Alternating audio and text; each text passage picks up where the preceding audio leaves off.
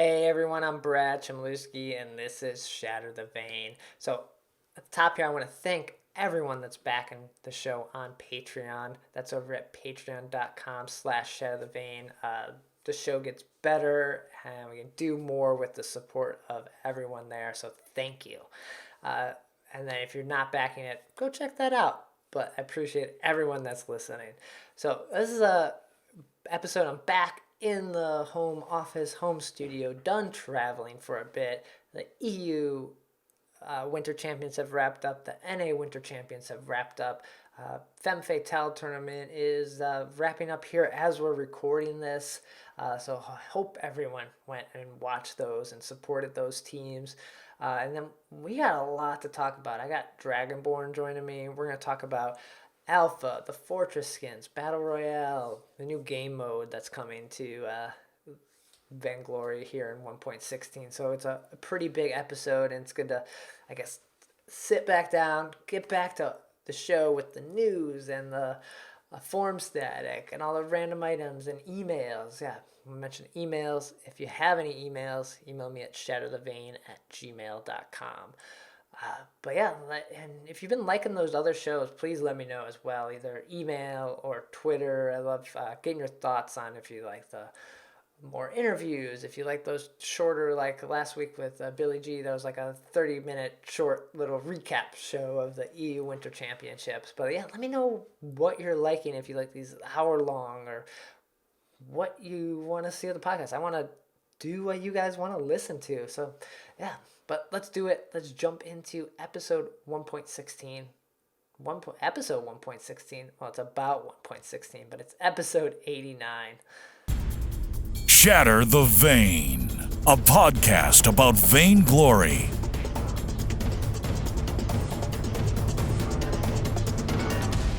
This is the 89th episode of Shatter the Vain. Whew, we're getting close to 100. I'm Brad Chmielewski, and this is a podcast all about Vainglory. Every week, try to bring on new people from the community to break down the news, gameplay, game tips, and hopefully with all that, we can all become better players together. And this week, I'd like to welcome back DragonBorne. Good to have you here.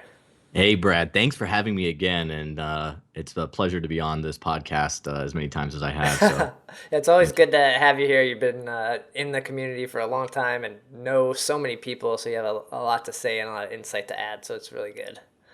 yeah, part of that also is having a lot of opinions. But Okay. I'm proud to be here, man. So a lot has changed since you've been on last time. I think last time you were on, it was a Vertigo kind of thing again. And since then, no more Vertigo. You've moved on to Team Phoenix now, right? Yeah, so I've been in Team Phoenix since February, and it's been absolutely amazing being there. It's a new organization, fairly young, only 2 months old.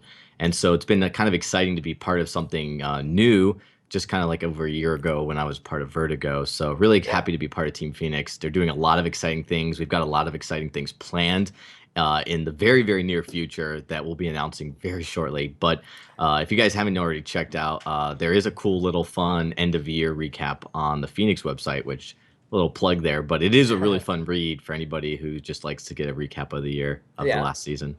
Yeah, I had Closet Nerd on shortly after, I guess, the launch of Team Phoenix, so it was fun hearing his story as well. But what's your role now in Team Phoenix? Like, you're kind of changed a little different, not co-leader anymore, right? No, not at all. I'm really just brought on to help with so many. I mean, we wear multiple hats, but to wear the streaming coach, where I help organize the streamers. We have a pretty large streaming presence at Team Phoenix. We really value the community and content and media content and putting out good content. We think a lot of teams do well at putting out good content, and we just wanted to be part of that and keep helping raise the bar of what you see out there for Vainglory as far as streams and videos. So we're really excited to be part of that team, helping lead the efforts on the media side and also running tournaments, and then also helping just kind of manage some of the analyst side. Hasn't been a lot of public stuff as far as analysts like you see on Gangstars, but there is on the backside, kind of behind the scenes, helping with setting up drafts and a few other fun things. Sure. Yeah, and talking about streaming, like have you still been streaming quite a bit? I see you on every once in a while, but kind of slowed down a little bit. Well, there's definitely been a few spots because I did go to South by Southwest just recently, so I wasn't able to stream that week. But I do stream on Twitch now, twice a week, Tuesdays and Thursdays from 10 to 12 p.m. Eastern. And I've actually gotten pretty good about being in the habit of streaming. But Okay. also, I stream on Wednesdays, every Wednesday, for Team Phoenix on Team Phoenix VG on Twitch. And that's more of a guild scrims stream that takes place every week between Team Phoenix and another well-known name in the community against another team that's either up and coming or pretty well established. Okay. Are you usually trying to get is a mix between those like gangsters, Halcyon Hammers, and like those new guys that are coming on the scene? Like try to balance that a little bit, or is it really who's ever available? Well, we do try to balance it. We reach out to teams every week to just get their gauge on if they want to come on stream and scrim. And we provide really top level shoutcasters like Billy G, who was just on your show last week. He Yeah. shoutcasts for Team Phoenix VG's channel. And we also have Berman from Ardent. Both of those are from Ardent. And they do a great job at representing Ardent and the community at a professional level, doing some great stuff on our stream and for the rest of the community. And then we also we'll have a few other guys coming on and shoutcasting very soon to just add more diversity to that and to also just help raise that quality level of streams. But we do try to mix it up and reach out to different teams, different weeks, and that is intentional to some extent. But there's always definitely teams that volunteer at last minute that want to get on that Yeah. we have an opening for that we're always happy to promote other teams.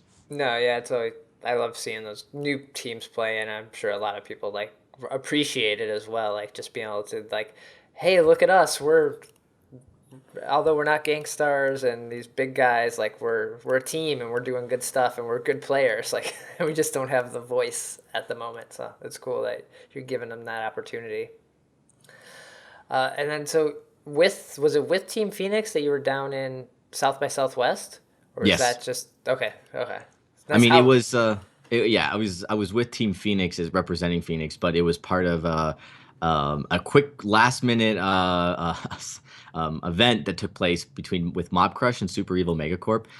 They decided to have an on-site South by Southwest Vainglory tournament at the Mob Crush booth Okay. at South by Southwest in Austin, Texas, and they needed some shoutcasters, and they reached out to a lot of really awesome professional shoutcasters, and unfortunately, they are all tied up. Sure. And so then they reached out to me, and also this other awesome shoutcaster, Cyber Al. He's Okay. from New York City, and we two went down there, met up with some people from Super Evil Megacorp and from Mob Crush, and helped do an event. But it was really exciting to be down in South by Southwest and see Vainglory being kind of like part of the event Yeah. without even Super Evil Megacorp being there. No, yeah, that's really cool. So this was Mob Crush's booth, like they were showing off their kind of technology and their, I guess, startup mentality with all the other startups around, like what they were doing.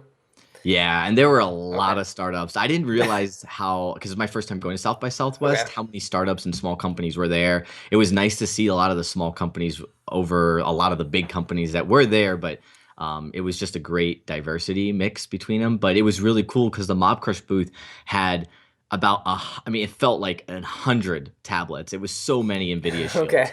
shields. It was all the way down one hallway and then looped around this one little like corner where they had kind of put themselves, and they had people there playing Hearthstone and all different games. But it was really awesome to see Vainglory being kind of like the center focus for a good portion of the Saturday. Yeah. So were people interested in the game, or were they interested in more just what Mob Crush was doing? Like, what's the vibe there from the audience down there? It was fairly mixed. There were a lot of things going on. So you had, of course, a lot of fun events happening, but there were people showing up that were seeing Vainglory for the first time. And then there were people there that were there excited to play Vainglory. And then there were people there that were just fans of Mob Crush that were saying, oh, I'm going to play Vainglory. But I was really excited. One of the runners up to the tournament on the second place team, he was his first time playing Vainglory. He was actually from Dota. Oh, okay. And he saw this, heard there was a little competition for some awesome prizes, which they gave away amazing prizes to all the first and second place winners. And he played for the first time ever. and was blown away. And we actually had an interview with him on stream where he just talked about how impressed he was with the feel of the game. He didn't expect a MOBA on a mobile device to feel that good. Yeah, I think you hear that from a lot of people. Like, really? That's on a tablet? So Absolutely. so that's pretty great. Like, I've never been to South by Southwest, so I've always hear good things. And now that, Vainglory is kind of partnering with other people like Mob Crush, and they're able to kind of take the reins and promote the game as well. That's really cool. Could you see yourself doing other events with Mob Crush like this, like other like packs or I don't know, DreamHack or anything like that? Well, I'm excited to see because they're an awesome group of people, and it was really exciting to go and meet them. I mean, they're very, very passionate about what they do, and they're so passionate about Vainglory. And it was exciting to see that happening. Like, it's just not super evil. There's so many different groups of people that are excited about Vainglory and different companies excited about Vainglory. And so I'm excited to see them. I am going to PAX East Okay. coming up here in just a month, so I will be there. I'm looking forward to it. I do stream currently on Twitch, but I do some of these streams like this event on Mob Crush, and been very impressed with their platform and their end-to-end user experience that they give for the streamers and the audience. Okay. Are you gonna make a jump yourself over to And it? there's no plans to make a jump right now. There's no plans at this moment. Okay. Um, but I was just saying that I like it. I definitely think it's a good platform, and I'm noticing that a lot of people are basically doing. You have a window for Twitch and a window for Mob Crush at the same time. I think it's also good if you play other mobile games. Like if maybe like you're just streaming Twitch and you only, are only streaming Vainglory and you only have those 4 hours a week to stream it for yourself. It's like, yeah, Twitch might be good, but if you want to play Clash Royale and whatever new mobile game just popped up, like I think Mob Crush is a good place because you're kind of building your general audience. Where I think Twitch is more like, I want to watch this game. Hmm. Yeah, it's still unique, and you're seeing that diversity get a little bit better. But I think in time we'll see a lot of these platforms mature, and I think it's just great for all the games and the gaming community to have multiple platforms, because that way people of different personalities can kind of show their talent and not Yeah. be overwhelmed by the amount of people on one platform versus another. So yeah, absolutely. It was really a fun event, and it was great to see Mob Crush and at such a large event with so many people. I mean, in a given day, there had to have been at least hundreds of people coming through their booth, checking out Mob Crush, checking out Vainglory, checking out other mobile games. Oh, yeah, that's pretty awesome. I'll make it down there at some point, South by Southwest. I don't know. I'll see. But should we? So that's awesome. A lot of stuff happening with you and Team Phoenix and even Mob Crush. That's really cool. But should we jump in the news because we got a lot of stuff to cover here? Oh, we better jump in. There is a jam-packed news session today. Vainglory News. So to kick it off, I think we got to start with Alpha here. She was teased for I say a little over a week now, like right before the EU Winter Championships. We were kind of getting like, this is what Alpha's, or like a little tease, who she is and like where she came from. We got that lore, and then we went dark until after the championships.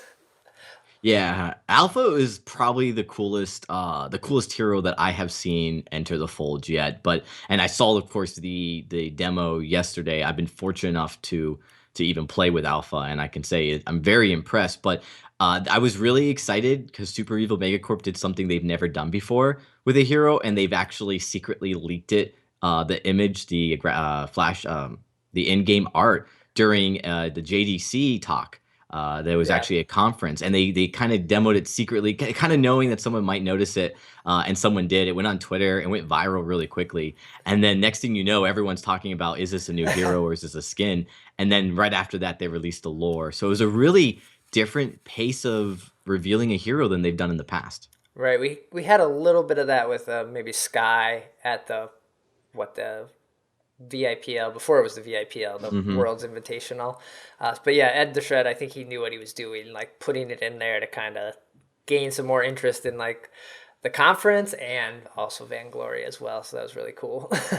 It was really brilliant. But should we talk about her abilities a little bit and like what we think of her? Yeah. So, Yeah, let's go in. so her heroic perk will be called Infinite Reboot. So instead of dying, Alpha initiates a reboot sequence upon receiving lethal damage. She gains anywhere from 200 to 1750 reserve health based on the level. And then Hmm. for the next several seconds, enemies continue to attack her and deal damage. If her reserve is not destroyed during that time, she'll reboot with the health at the same location. So really, if as soon as she's about to die, you just have to try to kill her again. It's almost like a guardian angel. If anyone's played League of Legends, it's kind of like that item where you kind of can come back to life after a short delay. Hmm. Yeah, it's the first for something like Vainglory. It's really exciting to see a unique perspective and take on probably a pretty common like PC MOBA type of hero or kit. But there's a lot of things about her kit that revolve around her dying or her getting really close to dying, Yeah. and then coming back and making a big splash. And I'm really excited to see how it works because currently with a 3v3, it's obviously you would say, oh, it's really easy to focus on this dead hero, but if you're focusing on someone who's not doing any damage to you, then you're not focusing on someone who is doing damage to you. So it's kind of like a mixed bag. Is do you not focus on alpha, or do you focus on alpha? What do you do? Because if you focus on alpha, if you don't focus on alpha, there's a lot of things in her kit that also make her really strong as a Right. damage output. Yeah, but yeah, Scarf's in the back just throwing Spitfires at you, and then all of a sudden you're dead, and here comes Alpha back, and Yeah. you're all aced. I mean, I'm really excited to see how it plays out. I'm curious to see like how well they balanced Alpha because this is a hero that's going to completely change the shape of the game and is Mhm. going to create like Blackfeather has and like so many other heroes like Kestrel have. When they kind of hit the fold, their kit was just so unique that it was really hard to counter early because you Right. didn't know how, and ended up being very powerful. And I'm just looking forward to seeing something like that because I like heroes to be just a little bit overpowered when they first come out to just encourage that new game style to take fold and to happen. And so I'm thinking Alpha is going to be one of those game changing meta like heroes. Yeah, you might be right there. I have to see next week. Uh, so then our B is called Prime Directive. Alpha scans for enemies along a targeted path. If she scans an enemy, that enemy is slowed, and Alpha instantly like dashes behind them, dealing damage to the target of all enemies within a 4.5 meter Hmm. AOE effect there. This is also removes a negative effect of core overload, which is another one of her abilities. So this is kind of interesting. I think hard to land. I was playing Battle Royale with Maxi and 617 last night, and whenever we got Alpha, this was an ability where if you got it, you were kind of surprised she was on you, and then but more often than not, she kind of missed it. Yeah, it's like a mixture between Blackfeather's On Point and Sky Surrey Strike, where you've got to be pretty accurate and you've got to land it. And what's nice about the ability though is it will not move you.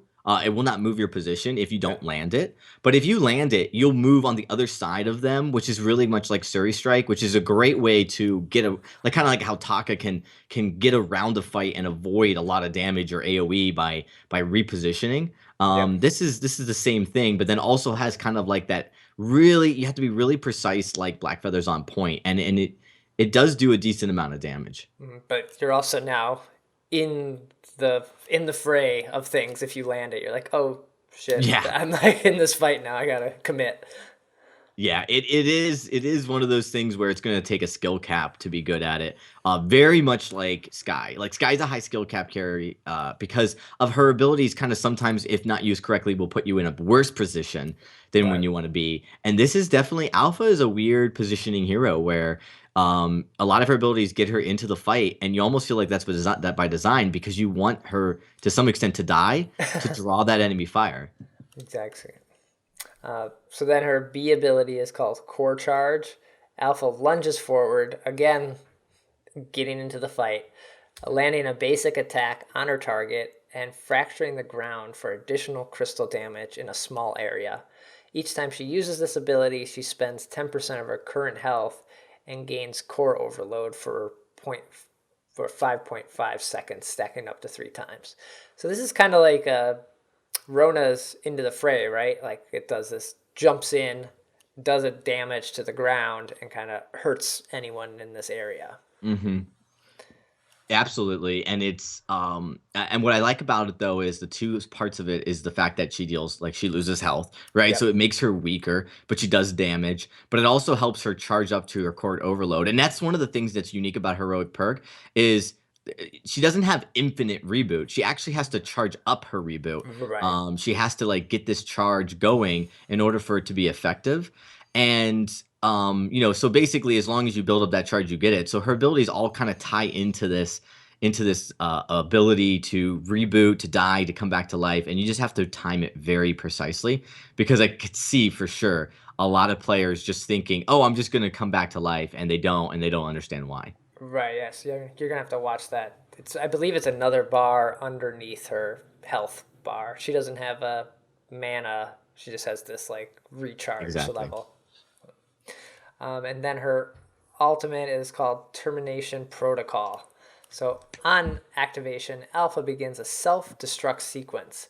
At the start of this, she gains a burst of movement speed as well as 400 to 1,000 barrier based on her health. Immediately afterwards, she rapidly loses movement speed as her Halcyon core approaches critical mass. Then, after 3 seconds, or immediately upon her barrier being breached, Alpha explodes. This explosion deals heavy crystal damage to all enemies within a 4.5 meter and is lethal to herself. So this is you go in, die, do a bunch of damage, and then hopefully you made sure your perk was up so you come back to life. Yeah, I mean, this is like a berserker. This is a I'm gonna go in that the movement speed that you get allows you to get to the back line, to get into the middle of the fight. And then that slowdown really is irrelevant because at that point you've already committed to dying. And what you expect to happen if you execute it correctly is that you're gonna go through, you're gonna explode, pretty much do a finishing move, and then come back to life. So you almost want that fight to be pretty not like completely established, but like a little bit of poke already taking place. Again, a lot of this is timing. Mm-hmm. Whereas some heroes, it's about like getting the right position and poking or whatever. This is all about choosing to die at the right time. Right. So this also does crystal damage. You're seeing a lot of her abilities do crystal damage, but I was hearing from people weapon is also very viable on her. So I this, don't know yet. I mean, I'm really excited to see. I've always been impressed with heroes that I felt because of their ratios would be very, very good crystal damage dealers, and yet somehow they come out on top as being an incredible weapon carry. You see that a lot with Kestrel still and Cruel, where their kits really built around crystal, yet people still can effectively play them as weapon. And that may be the case here, and a lot of it has to do with like just her kit overall, her positioning abilities that can be very effective for going in attacking and I mean I'm not a pro player so for me I don't know all the like what makes a hero truly great because it's just not crystal ratios, I can tell you that. right. Yeah. But she seems awesome. I think It's gonna take me a while to get used to the she because it does look like a dude, like a killing machine kind of thing. I know that's Hmm. gonna take me some time to get used to, but she looks pretty crazy and looks great walking around. She has this very unique walk to her because it's kind of like almost zombie-like because she's basically dead, right? It kind of reminds me of some of these fun sci-fi AI movies that you see where the robots are coming back to get you, and this is a cyborg like hero, and Mhm. I'm a huge fan of those kind of movies. So this is a character that I'm a huge fan of, and I'm just excited to see what people find out to play. It's always fun to see people try things like support on a carry hero, and Yeah. the fact that she dies is a cool like it's a cool thing that you could say, well, if people focus on her and kill her, but she's a support, then you're okay Ooh. with that. And now of forces, like I would like to see if she's viable as a support, just because of that, which I don't think it is, just because she's not that strong. But the ability to die, and so I'm really looking forward to just the overall gameplay thanks to her kit. Yeah, it's hard to see where she's gonna synergize. I feel like we may see her in the jungle a little more at first than Yeah, I in the think so lane. too. And then did you see on Twitter people were asking we want more lore for Alpha here. They're asking Sugar Venom is Alpha like a reincarnation of Julia? Mhm. Do you think Any thought on that? You could see that. I mean, it was the first thing I thought of when I saw Alpha, but there's several things in the lore that it already came out that kind of hint away from it being Julia. One of the factors is that I think she calls her child at one point. And there's just the way she's talking to Alpha. Julia was her sister, I believe, right? Hmm. And or Catherine's sister, I think. And it just didn't feel like, and I may be wrong about the lore because I haven't read it in a while, but it just didn't feel like it was Julia. But the reason I thought it was at first was because Julia died, and here's this person that's dead that's coming back to life. But the way that the Queen talks to Alpha, like talking to Alpha, it's very much like there's another storyline going on there, or there could be. But I think this is probably Sugar Venom's best lore to Oh, date, and I okay. think it's the most fun. And I think she has a lot up her sleeves, just because of how quickly this came out, and the fact that Alpha is not even released yet. There almost always is one or two more lores that come out right before the hero is released, and Yeah. I'm expecting we should see that pretty soon. Yeah, we usually get a lore on.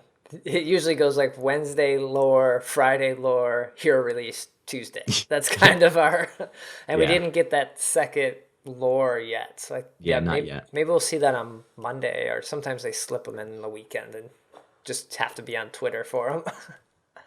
Yeah, absolutely. But yeah, I'm looking forward to giving her a try. I didn't even get to play her in the battle royale matches that I was doing last night, so yeah, that was kind of a bummer. Yeah, well, it's a luck of the draw with that. I mean, that's a fun new system, but it's hard to get the hero you want. Right, that's probably the best thing to talk about next that was in the news and kind of showing off on the dev stream. And then I know a lot of people are streaming it now if you have access to the PBE Hmm. that's happening. So, this new game mode, it's basically ARAM, all random, all middle from League of Legends. Hmm. And what Super Evil did, they just created these barriers that you can't go into the jungle. I would have loved them to like build out the wall a little bit so it really felt like its own thing. But I think it's a beta right now, so this is them testing it. So it's just a wall that you cannot go into the jungle. You can't use up like Black Feather Alt to go through it or Jewel Jump to jump over it or anything like that. So you just kind of you hit Right. it like a giant rock. But yeah, this game mode, when you go in, it's only in privates. And when you go in, it instantly picks you a hero. You don't even have to own them. It could be anyone within the game. The what 20 heroes we have, and yeah, and then you go for it. You can build whatever you want on them. It's kind of nice. Have you played this at all, or I have. okay? I have been able to spectate it a few times and play it a few times. And I have to say, it's a huge, huge improvement to the overall experience of Vainglory for a couple of reasons. And being a streamer, as you are as well, Yeah, one of the most fun things to do with your viewers is to play with them. But one of the most annoying things to do is get everybody in, and people don't have heroes, and people don't have, they don't know the game mode, they don't understand the rules. This game mode, it is just ARAM, and so it's not like they reinvented a whole new mode, yeah, but it's a sign of them committing to the casual side of Vainglory and to the streamer side and to the just the overall enjoyment and pace of the game. It takes the game that normally is 30 minutes or 20 minutes just because you got to go in, got to draft everything, and it's taken it down to almost under 10 minutes every time. right. Yeah, I did have we had a 15-minute game, but that was a rare case. I think people are still new to it, but Yeah. it's really fast paced. There's some cool things about that they did that I think were really appreciative, like the fact that you start with 2,000 gold, Hmm. the fact that you start at level 4. It's just their way of saying, let's get into this game right away. Let's have fun right away. They want it to be fast. They want it to be quick. There's no barriers on turrets. I mean, Yeah. you can be diving, you can be doing all this crazy stuff. I like that. I like that approach. I think it's really exciting. Yeah, the no barriers on turrets is kind of nuts. We had one game where Saw hid in a bush. We didn't check because you need to check bushes if you think anyone's alive. Hmm. Because he just went and pushed down two turrets and the vein crystal and backdoored the game. And there's nothing you could do because you can't back. So Yeah, it's really it's really really funny that like that the community was able to kind of get Super Evil Megacorp to take this seriously. And I think it's surprising it took so long because there is a lot of casual players, but I can understand why. But that everyone who's played the ARAM games before knows that it's chaotic. It's not like being good at the game does not make you necessarily really good at ARAM all the Right. time. And things like that can happen where you're just not paying attention. It's so fast. So I'm excited. I think it's going to breed a whole different level. You're going to probably see, you're probably going to see tournaments with it. You're probably going to see Ooh, have people okay. have fun. So because you can have spectators, so you're probably going to see battle royale tournaments, and I'm really looking forward to what this brings to the community. And I think more importantly, I'm looking forward to what this means as far as Super Evil taking this casual side of the game a little bit more seriously. Yeah, we'll talk about Matchmaker here in a little bit, but yeah, the game has been very much moved to the esports professional level, and having fun with your friends has taken a little bit of a backseat, especially with like the focus on skill tier and resets every 3 months and stuff. So this is kind of, I think, a nice break from that. Hmm. Uh, Absolutely. Yeah, it's exactly what that is. It's kind of saying, yeah, we've been kind of only paying attention to the competitive players for the last 6 months. yeah, it is kind of neat. What was I thinking? So this is just a private mode right now. They did say there is the chance that we may see this pushed forward into like you could queue for it at some point once they kind of work out some of these bugs and balancing issues as well. Hopefully, at some point, you're able to pick skins and maybe have a way to indicate if you're going crystal or weapon or Hmm. some sort of support, because I know we got into a lot of games and no one bought a contract, which you need somebody with a contract. It's just good to have it for that first like couple levels, and then you can sell it just to help offset some of that gold. Yeah, it's definitely something where like, but I understand why you don't want to take that time to have people sit in a queue telling what they're doing, because Yeah. the point of the game is going in, playing Vainglory really fast, very quickly. And I think that that part is very important. I think it's been missing from Vainglory since its inception. The reason that you don't see a lot of these game modes exist as it is right now is because it would take away from what was at the time a very small queue, Yeah. people in queue. But that queue, as we know, has grown. There's so many people playing Vainglory right now that this is basically Super Evil acknowledging that now they have the space in the queues to now expand it to more game modes and spread that out a little bit. Yeah, I think it'll give them some data on like, okay, so how many people are playing this game mode, and then what were the queue times like now for the players that were Hmm. doing the casual and ranked queues. So, very cool. We did have this. I gotta mention this one team we had. We went up against it was Adagio, a Catherine, and a Arden, and they steamrolled us in like 5 minutes. That support team OP in this game mode. That's funny, but a lot of closer gap closers right there, and of course you got the buff comp, which you can make any hero like Arden really good with a buff. Sure. So it's just kind of I think new for everybody. I think it could go either way. Like I think any hero comp could probably work. I'm curious to see if there's intention. I know it's random, but like I'm curious if at some point they make it less random and kind of like they balance the teams where they say, all right, we know that these heroes win all the time, so we're not going to put all these heroes on the same. Like we're going to shuffle it a little bit so that each team Right. has some of the combination of these winning heroes and then some other random heroes. Yeah, if we know like Celeste was maybe the one hero that was always banned out in people's ARAMs or any kind of game modes because she can just poke from so far away. So I think maybe tweaking those numbers for some of those heroes, like you get Celeste like 10% less of the time or something like Mhm. that. But it'll be exciting, and that's coming out in 1.16 on Wednesday for everybody. Yeah, new hero, new game mode. I Yeah, mean, what else can they pack into this package that is 1.16? This is so many incredible updates coming. yeah, but yeah, then they're giving us. We always get more skins, but they're doing something very strange and giving us 3 skins for one person. Fortress, Netherworld Fortress is getting skin tier 1, 2, and 3. What? That? Why? Yeah, their lead up on the stream was classic. They deliberately were teasing people like knowing that the 1-2 punch was going to be very exciting, and then going with the three skins all on one update. It is new. They've never done it. I'm really glad they decided to do it for Fortress because not only do I love Fortress, but this skin is an incredible skin. The fiery wolf and Yep. almost it's like they have banshees that come out of him, the fiery banshees that are his ultimate wolves. I'm just so unbelievably impressed with the color and design of these skins. I'm hoping in game it feels as incredible because I haven't played it yet. But this has to be the best skin that for a support, and that's a lot saying considering Catherine and Arden are two of my other favorite skins. Yeah. This skin is it's just unbelievable. Yeah, it looks great. I find it so weird that we got three of this skin because now anyone who has tier three like right away, there's no like workup to play like tier one for a while. If you like throw all your money at the game and buy tier three right away, it's like, well, I don't even need tier one or two to show off because I got tier three and I'll just play that. I mean, the tier 1 and 2 have always been, in this case, by the way, it's a workup. Like it's not like the skin changes much, like Scarf Skin. This is clearly a work up to this progression of awesomeness that is the tier Yeah. 3 Fortress skin.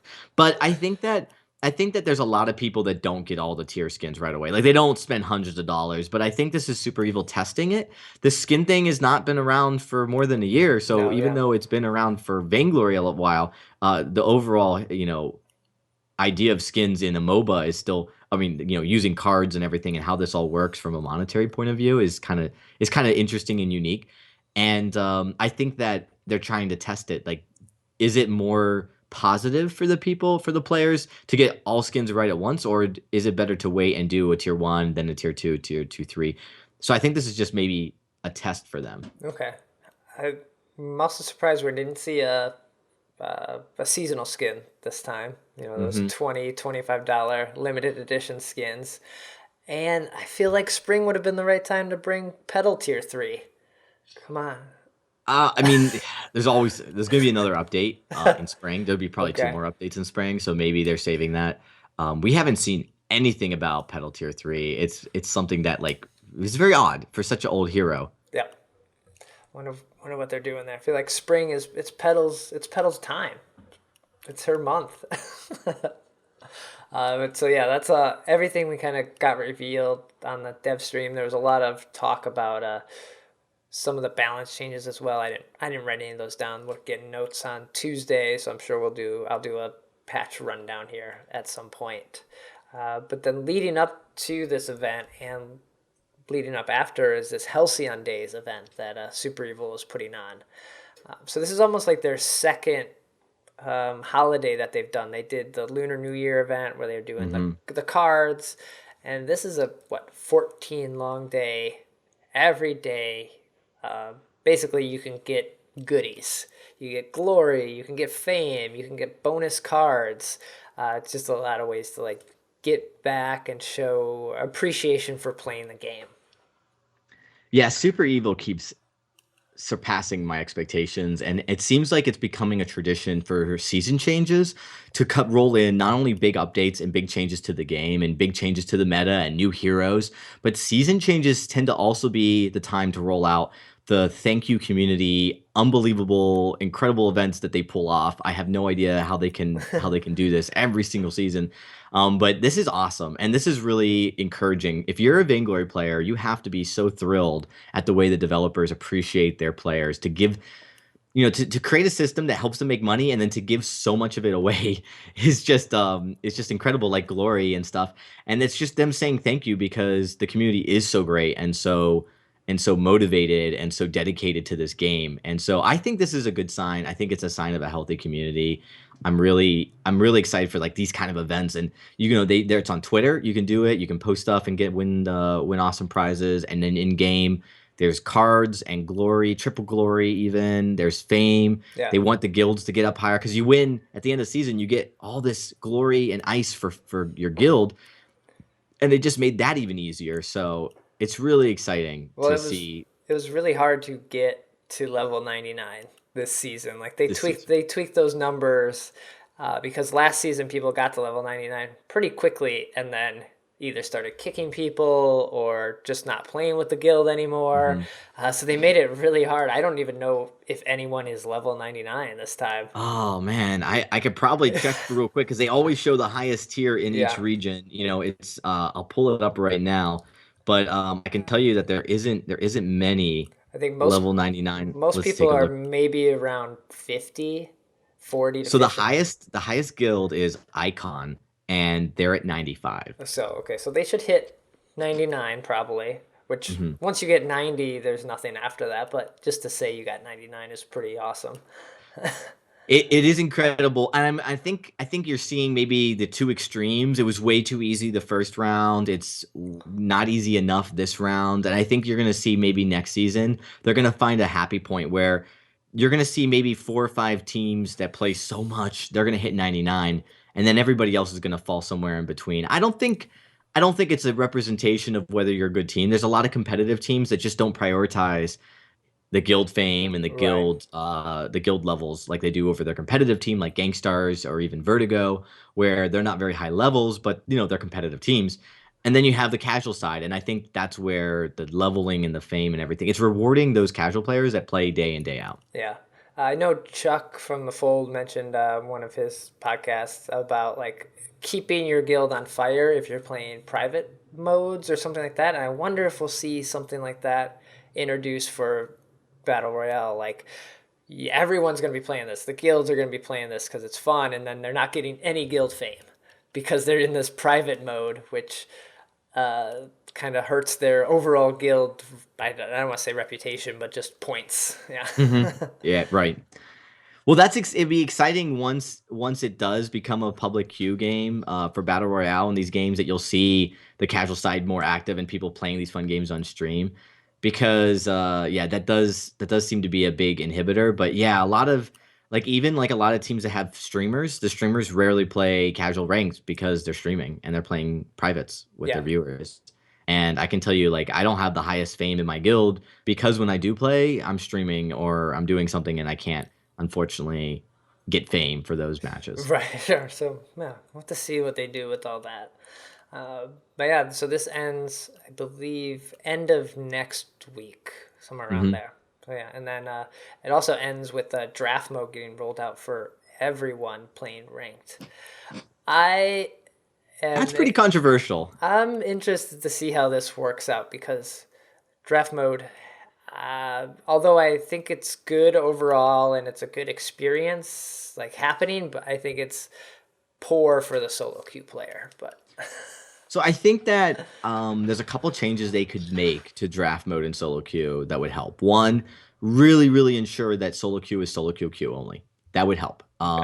It would create a little bit fair balance. The other thing is it would be really nice for them to put like the most skilled player, the player with the highest MMR, to be the leader, but also allow the other two players to veto his pick. Like create like a sense of democracy, because there's a lot of times where the player picking and drafting and banning has no clue, yeah, but the two other players in the bottom side of the queue, they know what they want to do. Like for instance, let's say they're at like not bad and they just are tired of going against Saw buff comp at not bad, so they want to ban Saw or Adagio, and then the player they're with doesn't understand that. These are things that could make solo queuing very difficult with the draft. I think they need to create a system where like the players can kind of like push back a little bit and not just sit there and cry when they see the worst draft ban phase happening. yeah, or some sort of communication. I know we've seen in the PBE and they've shown on stream. There's a little like icon for voice or some sort of chat that could happen just in the draft mode. Like, Hmm. hey, let's do this, guys. Like, swap me. I had one game since draft mode has been rolled out that we actually swapped. Like, I was like, oh my god, we actually like this worked. We did draft mode how you're supposed to do it. I couldn't believe it. But usually you're getting people like picking Taka into the tankiest team ever. It's like, what do you? That's not gonna work, guy. Hmm. And then it's really, I think in solo queue, it's just so difficult. And maybe it's something they keep evaluating. But what I do like about it, and what I think is important, and what I understand why the devs are going this direction, is that draft, it makes the game a lot more balanced, and it addresses people's complaints about there's a hero that's broken, everyone's playing him, everyone's ranking all the way up, or playing casual, whatever, all the way up, and it's just not fair. And when it comes to your rank, your knowledge of the game and of the heroes and of the meta should count, and your ability to counterpick should count. And it's Yeah. something that's like, and it also forces you to play other heroes, and those all should be accounted for when you say my rank is Vainglorious. And that's something I think that they're just really trying to ensure, that you don't have like 100 Vainglorious players who all used a broken hero comp to get to that skill tier. And they're doing that in a way that the best way they only know how, and that's with draft. And I think it will solve that problem. The problem with the lower tiers, though, is unfortunate. Yeah, I'm wondering how this works out in like the not bad, or even Ask Again later, where the people have just hit the ability to play ranked. They have their 8 heroes and they're level 10, and now they're introduced to this new process that takes an extra like couple minutes. They didn't get to play the person that they want. They dodge, and then they have 15 minutes, and then maybe they don't come back then for a couple days because they're like, that was dumb. Yeah, I think that it's just communication, but I think I think it had to happen. I think that just maybe when you go and click rank, there's a button that says, attention, you're entering a draft game. Do you want to do this? And Yeah. maybe the private game modes will help take those players that shouldn't be in ranked and move them to something else more fun for the time being until they get good enough. But I think we all can agree that anything that helps these players learn to play more heroes and learn to be a smarter player makes the game better. Yeah. And it teaches these skills. Like there's a lot of people who who got really good skill tier but could never do draft. And now because of draft, everyone understands how to do draft. And it's a skill that you just had to learn, just like stutter stepping. You just had to learn it. And it just makes the competitive scene better, but it makes everybody better. Yeah, definitely. So that's at the end of Halcyon Days, after 1.16 drops. So get ready for that update coming on Wednesday. And then we were talking about draft and these competitive players. The VGL Spring Qualifiers are now open. Yeah, fast. Right. This is right off 3 days after, or 4 days after the EU Winter Championships. We got this opened up, so teams can now go register to enter the first qualifier. That's kicking off here. What's the date? On April 9th. So that's a couple weeks away too. So VGL, like there's no rest for the VGL team and everyone who works as part of VGL. Like it keeps going forward. There's no end. But I'm sure we'll see many of the same 32 teams we saw throughout the qualifiers, like the Halcyon Hammers, the Gangsters, the Vertigos, the Team Phoenix, all that. So it was really good. And then they're also doing the amateur series again, because I know that went pretty well. I think a lot of people had a good experience with that. I know the guys over at the Main Vein said they did that, and it's a good way to, one, get used to competitive gameplay and have your chance to get into the actual qualifiers, because it's a little bit of elitist club to some degree.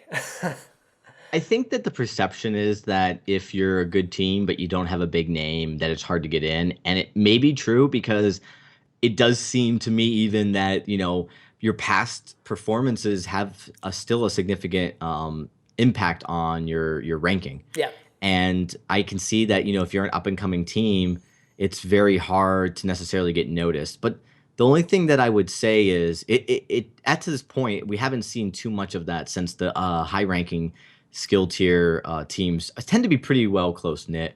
But as the game keeps evolving and changing and growing, I think that that's where the concern is. Just they don't want to miss out on the next great underdog that could come up through the ranks and maybe even come through the amateur series. And with only 32 teams, and we already can think of like 16 teams right off the bat that will definitely probably be in there. Yeah. That only leaves about 16 more teams, maybe even less, that have a shot at trying to sneak in on the bottom of that ranking. So I think the amateur series is a great tool as Vainglory really starts to explode. But I can't believe how fast the seasons are wrapping up. It's insane. It's so fast paced. I know, and I think we only probably get like one weekend here without any like esports action, Vainglory action happening, because we got the Femme Fatale Tournament now, and then we'll have a week off, and then VGL. It's great. It's great though. It's a great sign of the game. And I'm really looking forward to this season. I think that this is, with names like TSM, and I'm hearing rumblings of other organizations getting into North America. And with EU already with so many great organizations, we're really starting to see the professionalism of the esports scene develop. And this is great because these organizations put time and resource into the multimedia to help expand the reach of the game as well as play it, and it just helps Vainglory become more legitimate as a game with people who typically wouldn't play mobile games at all. Yeah, I think we'll see Cloud9 here for the spring. I'm putting money on that. I think we'll see I that. think I think you may be right. I think it's coming. I suspect to see a Cloud9 or at least one other. We have Savage Gaming just got into Vainglory. They're working on building a team. So shout out to them. But really, and of course with Team Phoenix, we're a home brewed organization. We're Vainglory only. We're formed, raised, bread, butter, Vainglory. That's all we do. Okay. And so, but we are an organization just like some of these others, just a lot younger, new to the gaming and esports world completely, but with a lot of people that have background and a lot of experience in esports from previous games just on their own. So this is gonna be an exciting season coming up. I'm looking forward to it. One of I think the best changes of the spring one is the max of two organizations can have two teams per organization. Yeah, there we go. I think that's really good. I know, we have guilds and organizations like that just kind of gobble up players. That like you're the best. Like come and be on this team. Let's make it happen. We'll support you. But there's less of a way to support those teams if they can't play. Right? They're just you're just kind of there, like I guess keeping talent from going somewhere else. So I think we'll see a lot more players. I know we were talking about this a little bit before, like leave and start their own teams, or just kind of be like, I don't need a guild. I'll just, me and my buddies want to play, and we're gonna join Just rage VGL. bang. Yeah, rage pingers. Look at that, and they made it to the finals too. So that's pretty awesome. Yeah. So So I think that the two-team limit and the fact that, and I don't know how they're going to do this. I mean, I think I do know how they're going to do this, but I think it's really putting it on the onus of the organizations to kind of monitor this themselves as well. Because if they get caught, they're probably going to get their wrist slapped. But the idea of not having any sub teams, which means if you want to be a part of Ardent, but you want to play competitively, and Ardent already has two teams, for example, yeah, you can't take two other guys from Ardent and go play. You've got to literally leave the Ardent, world as far as players are concerned and go find players from other organizations. And what that will foster are these teams that may become their own organizations. And this creates this idea, because I think a lot of people are sensing it in the community, that when you go watch VGL, it's that elitism you mentioned, where it's just, all right, it's HH, Gangstars, Nemesis, now TSM, right? Yeah. And it's just going to be rinse, repeat. And what this two-team and no sub-teams allows is that, all right, we're going to give you two full teams, but if you want to be a starter and you want to play competitively, chances are you're going to have to find an organization that maybe isn't well known. And so maybe now you're going to see the synergies and the Phoenixes and maybe even Vertigos of the world really grow much stronger competitive teams, because there's going to be really good players that are be looking and reaching out to them. Yeah, I wonder what Rumbly and Oracle and Ben Tim are going to do with Apex, because they're all part of Gangstars now. So, and Apex was its own team, and without the sub team, yeah, interesting. It will be Choices. interesting to see. I mean, maybe they split it up a little bit. Although Apex is in a unique situation because everybody knew Apex separate from Gangstars. Nobody really considers Apex a Gangstars team, which is rare considering everybody else who would do something would probably, because it came after the fact, would probably get branded under like Kinetic. We all knew was HH, even though they were Kinetic. Yeah. And that's the thing that really created a lot of interesting problems for VGL was they had a 3-team limit, and yet somehow HH actually got a lot of points for their 4th team, who then ended up making it to finals. It was a 4th team, not even one of their 3s. So that's something that it's just really challenging. Is you want to make the playing field fair, and you want all the teams to be good, not so so lopsided. Yeah. And I think this single-handedly really pushes it into that direction. Sure, not playing. Well, if you're listening and you have a team, go register. I know they get a ton of applications to go through and kind of make sure the seating is correct and all that is ready to go before April 9th. And then the last bit of news before we get out of here of the news segment is the free hero rotation. Always like to mention that. And this week we got a pretty good one with Blackfeather in here. Blackfeather and Adagio, probably the top two bans when you're in draft mode. They are almost unplayable, but they are free to try out in casual mode if you're interested. I like to think that Super Evil has a sick, twisted sense of humor, and then when I watch Captain Nito on stream, it just confirms that. So Yeah. they love to have fun with the community and throw them curveballs. And Adagio Blackfeather in the solo queue, especially at early ranks, is such a real jab at those people who hate going up against very strong comps. But it's really great and encouraging that they aren't saying that there's heroes off limits and that they really will encourage players to learn every aspect of the game. And the buff comp is a real strategy in the game. It's a game strategy that everyone should at least know and be aware of. And so to Right. that extent, I applaud them for being really, unapologetically dedicated to ensuring that every player gets a chance to learn and understand these comps and strategies of Vainglory. Well, these are the pro top picks. I think they're looking at the EU and NA championships and seeing who was picked the most and or banned the most. So these were the picks with the Dagio, Blackfeather, Fortress, Kashka, Sky, and Glaive. Yeah. Glaive's a weird one in there. That's the only one that I seems like a weird pro top picks. Unless they're just looking at Kolomik. Like he's Status bait, called the yeah. Meek. There's a lot of players that still love to play Glaive that you just don't see picked because of the comps that you see used. But I mean, Glaive has always been and still seems to be a fairly strong hero. So maybe there was just one little curveball they wanted to throw you again. They didn't want to put Ringo in there again. That has to be it. Yeah. So that's it for the news. I have a little form static. We kind of touched on this a little bit with the draft mode, but let's jump into that. And Forum static. so came across this forum post about how matchmaking sucks. I think this comes up every few days by somebody saying matchmaking sucks. So I wanted to get your thoughts on it, and you're playing a lot. I saw on Twitter you recently hit POA, so congrats to that. Thank you. So 1.15 has been treating you fairly well then. So I don't play solo queue in rank Okay, all right. ever. Except on maybe like an alt count just to practice different positions and practice the disadvantage. Solo matchmaker in itself, I don't think sucks.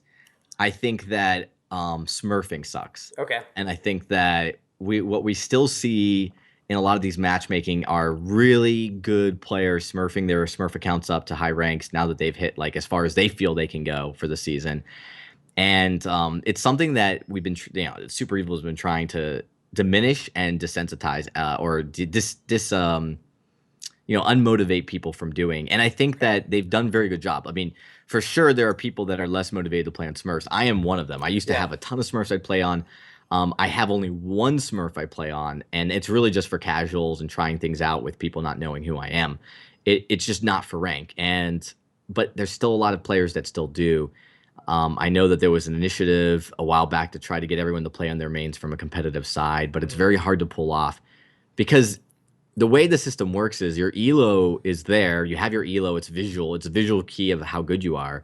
But then there's your MMR, and your MMR can kind of get disconnected from your elo a little bit depending on it. But it really is a better indication of what is your real matchmaking potential and what's your likelihood of winning.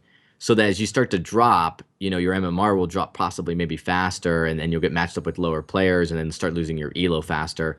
But I think that like the challenge here is that a lot of players, when they go into solo queue, they can get a wide berth of different players. And if they get matched up against a team that's coordinated, that immediately will one-side the match and, possibly result in a loss, even if everyone in the solo queue side of the game was much better. Yeah. I tend to solo queue a lot. Just that's what I do. And it has been, I think, pretty bad since the draft mode has been introduced here in 1.15. I think I've won like 2 games in the last 2 weeks. And so my rank has dropped and my MMR has declined quite a bit. And I'm getting matched with people that are probably 2 to 3 visual skill tiers lower than me. And so if someone adds you after the game to either see what you are or to say something good or bad, you're like, oh wow, you are way lower than me. Why'd we get in the same game? Like, of course this isn't going to work out. Yeah. And that's extremely frustrating. And like you're saying, the MMR is now hidden. So there's no way you're back to this point of knowing to not know like how good is anybody, which is I think defeats the whole purpose of the visual skill tier. Like the trophy is now meaningless because once you get it, you can tank your account and smurf or jump on a different account and smurf, and so the trophy is kind of pointless now in my opinion. I think that when you do the skill reset that they did, like which was the hard reset, that's something you run into where your MMR didn't change, but your skill tier did. And you have a lot of people ranking up who had high MMRs, but they didn't play a lot this season. And then they jump in and they're like, well, you're getting ranked up with them, but they're not really good at it because they haven't been playing. It's really difficult. And it's something where you want to play with people that you believe are as good as you, but sometimes that means admitting that you're not as good. And that's something that I've had to come to admit many times, which is why I don't solo queue because I know I'm not as good as my skill tier says.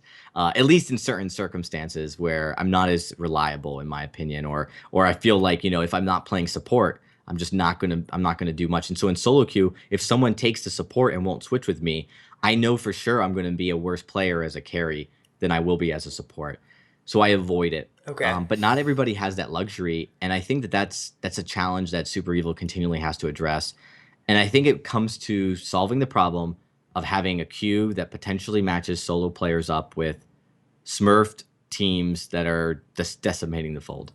Right, yeah, I think yeah, you said this only solo queue would be nice, but again, we can't break up that player base. Again, there probably needs to be a team only queue that might help a little bit. Like if you're ranking your team, if Nemesis is going up and practicing or TSM, like they should play each other. They shouldn't go against that one person that's a high solo queue player mixed with the pretty good players because that's just how the timing worked out in the queue system. Like the math on the computer was like, yeah, you're good and you've been waiting a long time, so you go in. So Yeah. Yeah, it's a whole factor of variables that and sometimes just means you're not going to win. yeah, I don't. There's really no like I think good answer. Like matchmaking can only get better as more people play the game. But people get mad at the game and then decide to play less and leave, then it hurts matchmaking. So it's a hard thing to balance and judge. But I know I have not been having a great time playing, especially solo queue. It's tough. But yeah, so there's a big forum post if you want to jump on there, add anything to it. I'm sure it's going to get more of these. As we said, draft mode is getting rolled out for everyone because if you're solo queuing in, not bad. It's going to be bad, I think. So that does it for episode 89, Dragonborne. Thanks for joining me. Be rad. Thanks for having me. Before you get out of here, one, where can people find you? And are you working on anything new? You got the Wednesday tournaments happening. Anything else that we can keep an eye out for? So, I mean, you can find me at Dragonborne VG on Twitter. That's Dragonborne spelled with born with an E. You can find me in game at Dragonborne PHX. You can find me on Twitch at Dragonborne28. Okay. Yeah, I mean, the only thing really working on right now is check out Phoenix, check out their website and their Twitter. A lot of fun stuff happening at Team Phoenix. And come see our guild scrims every Wednesday. We stream at 9 p.m. Eastern time, and we usually have some really awesome teams from around the community come on and play. And I produce those shows with some great shoutcasters from Ardent, Billy G, and Bremen, and some new talent up and coming soon as well. So just come out, check me out, come see the streams, and come and join some Vainglory. Awesome. Well, you can follow Shatter the Vain on Twitter at Shatter the Vain. Website shatterthevain.com. All the episodes get posted there. Links to iTunes, Stitcher, YouTube, any way you want to watch or listen to the show, it's there. And if you're liking the show, please subscribe on iTunes. Like I love that helps the numbers go up. And then leave a review, because I love seeing those reviews. I usually try to share them and tweet them out, and it gets more people interested in the podcast and the game, which hopefully makes matchmaking better. That'll do it for episode 89. Probably be back with episode 90, which will be a 1.16 rundown video. But yeah, we're getting close to 100, and we'll have to do something special. But again, DragonBorne, thanks for joining me. Everyone, thanks for listening. Shatter the Vain.